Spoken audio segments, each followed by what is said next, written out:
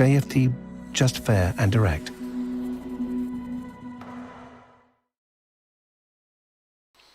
Okay, hello and good morning everyone. Welcome to JFD Traders Espresso with me, Darius Anucauskas. Today is the 18th of October 2021. So welcome everyone. Welcome to this Monday's morning session where we're going to have a very quick look at the markets, a few of the charts, the usual stuff.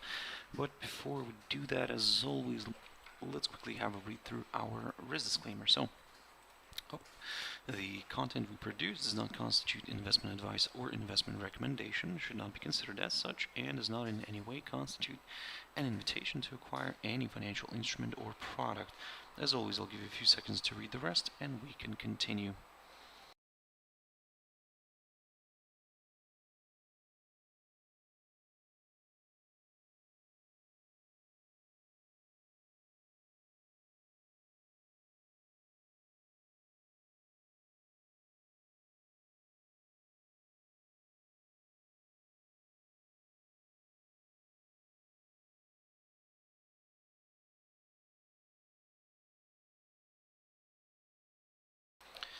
Okay, so now then, also just before we jump into the charts, as always, quick mentioning of our JFD YouTube channel, to which you can always subscribe to in order not to miss any of our upcoming videos, and of course our JFD Bank website and specifically our JFD research page, which we also update on a daily basis. So check us out here on jfdbank.com and click on the research tab right there on the top. So now then, jumping into the charts, so the first one I want to pick up here is Nikkei 225. So today we had a bit of a decline, however not a significant one. I mean, we're still trading above all of the EMAs here, but at the same time we are stuck in between these kind of two lines here. So a short-term upside support line taken from the low of the 20th of August, so we're well above that, and we are below the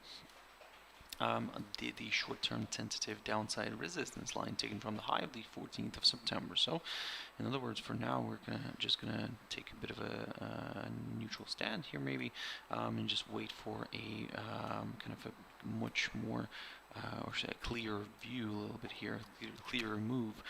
So for now, let's say even if we want to look at the upside, guys, maybe just a push above this downside line would be needed just to be a little bit more on the safe side.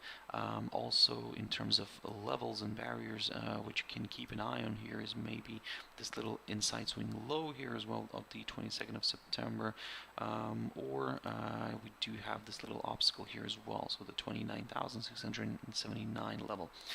So for now, I would say if you're looking for some upside, well, I mean, probably from the short-term perspective, we could keep an eye on this 21-day EMA, for example. We could, even if we do see a bit of a decline here lower, we could see maybe a rebound and a push back up. We do have another tentative upside line, but just don't want to overcomplicate life here. This upside line taken from the low of the 6th of October. Again, you could keep an eye on it, but if we get that broken and we see the price falling somewhere below this 28,581 territory right here, then well, maybe a bit of a retracement back down here could be possible. However, again, as I said, this one's a little bit on the tricky side, so that's why for now I'm keeping an eye on some of these barriers, some of these levels. Let me just grab this arrow here, put it right there, it's just slightly in the way. For the upside, I would rather wait at least for a push above this downside line here.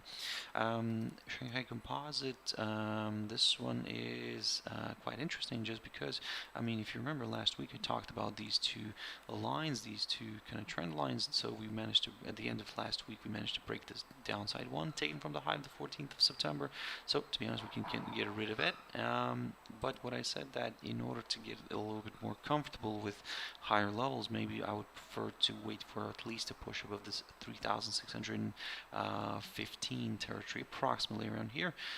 Then yes, potentially more buyers could join in, but again, as you can see, this area, as I said before, I mean, it remains tricky here. Yes, we are still trading above this upside line, but again, today you can see that we saw a bit of a decline. We saw a drop below this upside line, another false breakout Will this index stay today below this upside line? Well, that's a good question. We still have around 50 something minutes left of trading.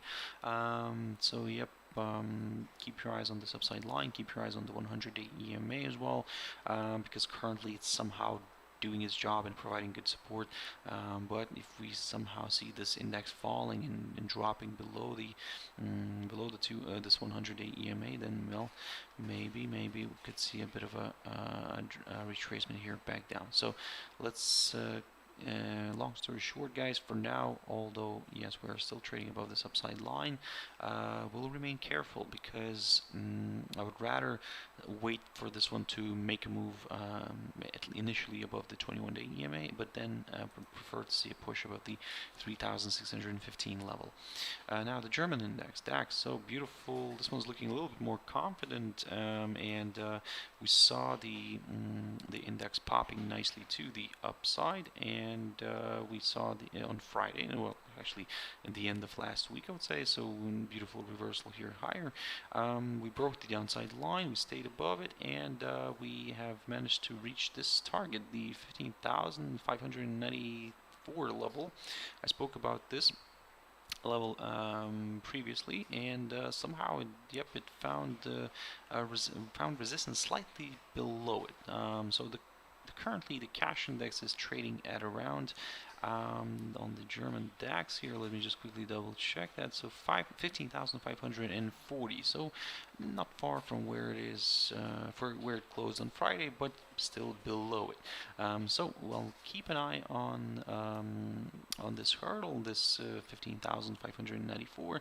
Again, it's not an ideal one because we did get a violation here, I mean, on the 27th of September. So for now, I'm going to just because it kind of coincidentally got a hold up here, I'm going to keep an eye on, just out of curiosity, to see if this barrier is going to continue providing resistance somehow. So of course, one of the main levels that I'm keeping an eye on is the high of the 27th of September near the 15,704 zone, but I do understand that we could be missing out maybe on a bit of territory here, so that's why I'm going to stick to this hurdle instead, this 15,594. The fact that could we see a bit of a retracement back down? Yes, there is a possibility of that. However, if the index remains above this downside line, although it could, for example, slide here a little bit, but if it stays above this downside line, then yep, another reversal move to the upside could be possible. So let's keep an eye on down. Let me just remove some of these lines here, yep, just to tidy up the chart a little bit. So new levels have to be marked here, as you can see. So yeah, for the downside, yeah, like I said, a drop back below this downside line would be needed. Nasdaq 100, so good move here on Friday, pushed above this 15,040 territory, stayed above it, and yep, continued to move higher. Now the cash index is currently sitting at around 15,085 level, so basically slightly below Friday's close, but still above this 15,040 zone, so somewhere in here. Let's see how this is going to play out. For now, I'm leaning a little bit more to the upside. However, I'm going to be very careful and cautious, because again, we might see maybe also a bit of a retracement here back down, but if it stays somewhere above that 21-day EMA, then maybe a nice little reversal back up could be possible. So let me just quickly put this one on the chart, so something like this basically. Yep, like I said, we could see a bit of a retracement, and but as I said, if it stays somewhere above that 21-day EMA, then yep, another push higher towards that 15,357 territory might be possible. Quick update on DXY, dollar index, so remained above that 21-day EMA. As you can see, that EMA did provide some sort of support. Now we're seeing a slight push higher. However, it might be a temporary still push here to the upside, because we are at a very interesting spot here. I'm not really bullish, although we are still trading above some of these tentative upside lines here. But I'm going to take a bit of a careful approach here, going to get rid of that line. For me to consider maybe the upside, I would rather wait for that push again above this 94.50 level. For the downside, I would rather stick to a break of this upside line. I do understand that maybe we're missing out on a bit of territory here, but I'd rather be safe than sorry, guys. So yep, a break below this upside line and a drop somewhere below this 93.68 level could do the trick for a few more sellers. Quick update on gold. So gold is quite interesting here, I would say. So yep, we are now testing this little short-term tentative upside line taken from the low of the 30th of September. If we do break that, then yes, we'll aim for slightly lower levels, but what I'm going to aim here for is this little hurdle here, the 1745 territory, approximately around here. So basically maybe we could see a nice little rebound here like this, a push back up then. But again, this is the point where I don't really want to get ahead of myself here, but let's see if this is not going to form somewhat of a little head and shoulders pattern here. But again, like I said, let's keep it out of the out of the scenario kind of list, or I would say. For now, like I said, let's keep an eye on, let's keep an eye on this upside line, and if we get a nicer break here, a stronger break below this upside line, then certainly yes, my next target is this 1745 level. For the upside, I'll take a very careful approach here, and I'll wait for a push above this downside line first, because, well, again, I'd rather be a little bit more on the safe side. So a push above this downside line could potentially open the door towards higher levels. Now jumping into the WTI oil, this one, well, continues to push higher. I mean, there's nothing new about this this commodity. I mean, at the moment, everybody's struggling to, well, especially those short sellers are struggling to kind of find a good point of entry here. But yeah, for now, guys, long story short, basically, yes, it is aiming, it is going towards my target, this 84.10 zone. I spoke about that level previously. That level is the lowest point of November of 20. Lowest point of November. Sorry, yep. Is that correct? Yeah, November, lowest point of November of 2012.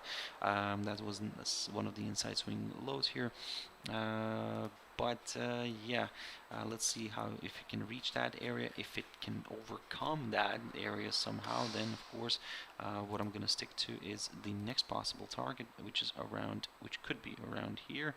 Yep, and that is, let me just drag it, there we go. So, and that's the lowest point of April of 2013, guys. So there we go. Then that's roughly around that 85.66 territory. Now, again, with the WTI oil, for now it's just kind of one-way traffic here, but let's see if one of these levels can actually provide some sort of resistance. Ethereum, so far so good for the bulls here. I mean, and also, if you remember last week I talked about this area, this 3,674 territory. As I said, that if it gets broken, then this could open the door towards the highest point of September, near the 4,027 zone.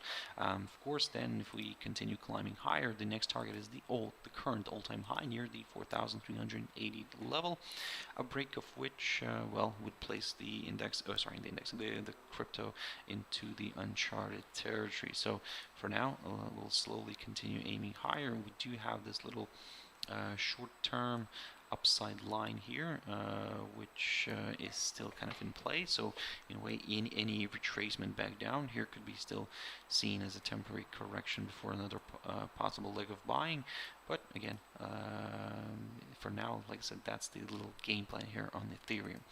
AUD/JPY very quickly on that one. So if you remember, last week I talked about this one, and basically I was aiming for one of these levels here. Let me just put them on back on the chart. So there we go. This is the one. This is the other one.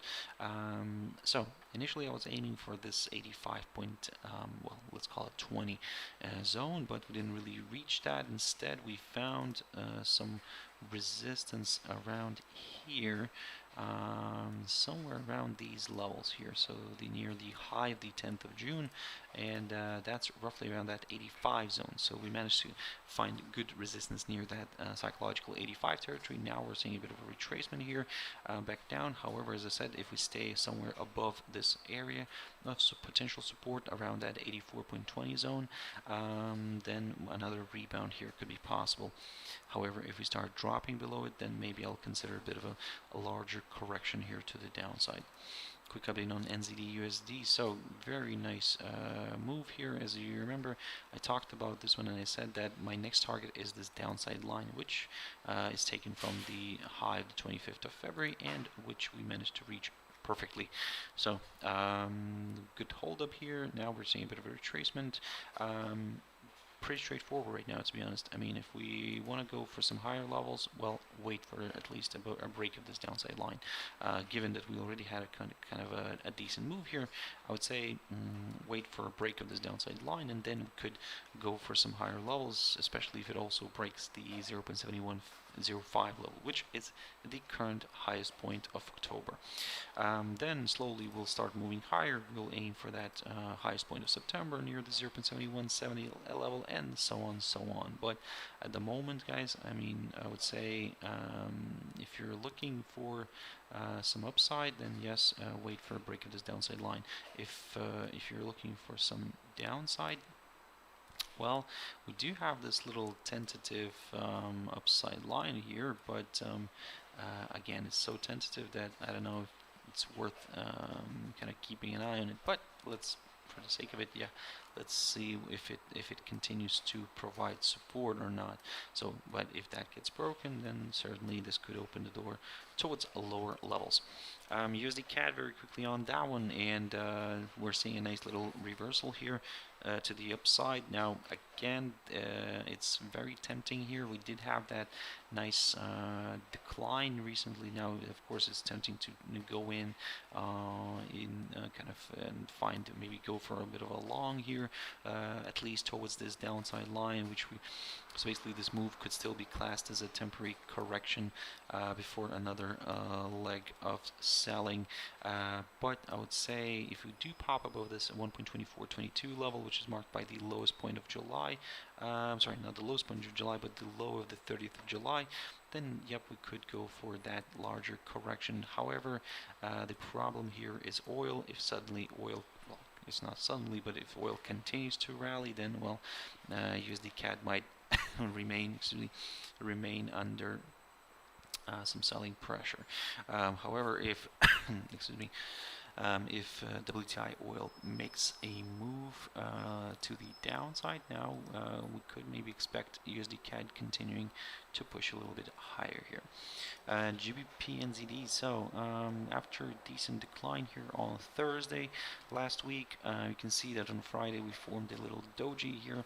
Today we did slide again, but not significantly. But if you remember what I was saying, that due to this slide, I will remain a little bit more on the bearish side. However, my initial target will only be this 1.9340 zone, which is marked by the lowest point of September, and then we will take it from there, because if it wants to break this one, then yes, this will confirm a forthcoming lower low, and yep, further declines could be possible. So yeah, keep your eyes on this support area, and then yeah, if that gets broken, then certainly not, well, that's not use maybe the word certainly, but there's a greater opportunity for this one to move lower. Euro JPY, so let me start off fresh on this one because it's a bit of a mess here. So so after a decent up move here last week, you can see that we've cleared some key important resistance levels. Now I would say for now, yes, I'm going to stick to the upside.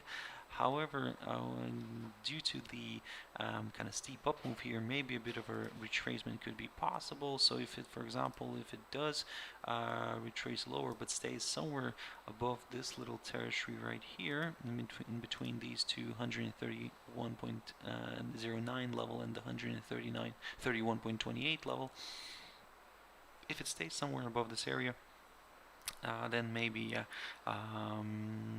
then we could remain positive with the at least with the near-term outlook. And also, let me just see where's that good potential target here. So okay, so the 23.6% retracement is somewhere near this 131.74 level. So you could keep an eye on that one. The 38.2% is roughly, yep. Well, actually, it's just bang on this this level here, the 131.09 level, the one that I put on the chart here. So let's see how this is going to play out in relation to the 23.6% retracement. If it holds, yep, a nice little rebound here could be possible. If it doesn't, then like I said, we could aim for that area that I just mentioned. If you're a little bit on the cautious side, guys, well, what you can do is just wait for a push above the current highest point of October near the 132.77, and then yes, we could take it from there. EURUSD, so this one's quite interesting because also like USD CAD, it's showing some signs of positivity. I mean, however, with this one it's a little bit difficult because we do have this is still kind of strong Canadian dollar and the weaker euro. You can see that the pair found support last week near this 1.4319 level, and now we're seeing a nice little retracement here back to the upside. We still have this downside line, the one that I talked about, but if we do break that, and if we do push somewhere above this little high here, the high of the the high of the 14th of October near the 1.4432 level, and as you push above it, may open the door towards maybe that 23.6% retracement on the Fibonacci. Who knows? But again, let's see how that's going to play out. For the downside, it's pretty straightforward. A drop below last week's low near the 1.41 near the 1.4319 level could do the trick for a few more sellers. Quick update on Euro GBP. If you remember last week I talked about this hurdle, this 0.8472 zone, and on Friday we had a strong move below that. We broke that. We even pushed below the pushed and stayed below the lowest point of August near the 0.8450.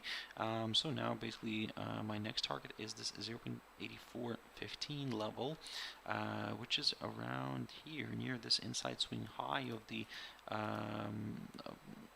near this inside swing high of the 20th of February of 2020.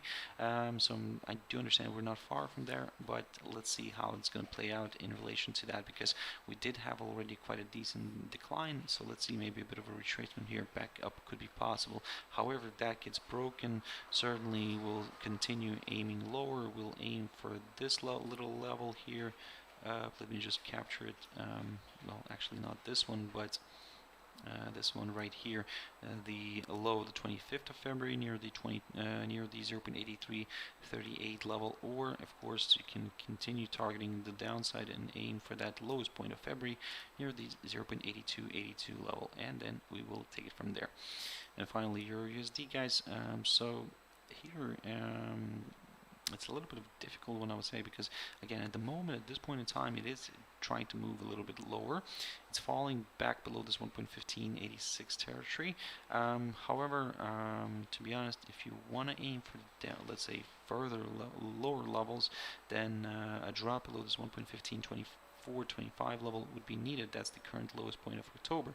However, again, given the kind of the sharp up move here at the end of or actually not the end, but in the middle of last week, and then that we saw then that on Thursday and Friday the pair stalled here a little bit. So maybe the bulls are actually regrouping here a little bit. They could potentially push this one higher, especially if DXY continues somehow to drift lower. but we could aim for the upside, but only up until this downside line, because at the moment we're still on a larger picture. We're still on a downtrend, so that's why. Yes, although even if we could see this push higher, this could be classed as a temporary correction before another possible leg of selling. So keep that in mind. So, but at the moment, probably I would suggest to keep an eye on this little hurdle today, this 1.1586. If we somehow manage to climb back above it and stay above it, then well, maybe going into this week, we could see a nice little push to the upside. So keep that in mind. So yeah, guys, that's it for this session. I really hope you found it useful, and thank you very much for watching and listening. I really appreciate your time, guys. So thank you for that. If you want to catch me tomorrow morning, as always, at my Traders Espresso, that's 6 o'clock GMT time. For now, have a wonderful trading day. Stay safe, have your stop losses in place, and everything will be fine. So have a nice day. Bye-bye.